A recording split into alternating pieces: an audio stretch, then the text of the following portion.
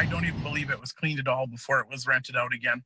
We're in the middle of a global pandemic, and something like that just isn't acceptable. We're stepping up the fight against illness-causing germs. With Avis, you'll see and feel our safety pledge. Since the start of the pandemic, there's been plenty of new cleaning and safety protocols to follow, including rental services. But one man tells City News he didn't see or feel that safety pledge when he went to pick up his rental car. I looked at the steering wheel. It looked like somebody had actually sneezed on it and it hadn't been cleaned. The door handles themselves were pretty dirty. This was the state Dustin Norris says his rental car was in when he went to pick it up from Avis Car Rental in downtown Calgary last week.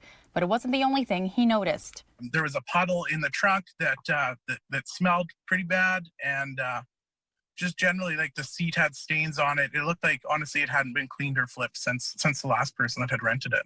Norris, who rents a car every 2 weeks for work, was on his way to Saskatchewan. When he got to Saskatoon, he requested a new car. He was told they were low on vehicles, but they told me not to worry. They'd have a new one cleaned in just 2 minutes for me, one that had just been returned by another customer. But those same concerns, how do you clean an entire vehicle in 2 minutes? We may be wearing masks, but what we hope you'll see is a pledge to keep you safe. The safety pledge found on the Avis website says employers will focus on cleaning and disinfecting common touch points in and out of the car. That includes a steering wheel, cup holders, and all door handles. Norris says last week he left messages to Avis Car Rentals with his concerns and was told to call the 1-800 number, which he did. At the time of our interview, he still had not heard back.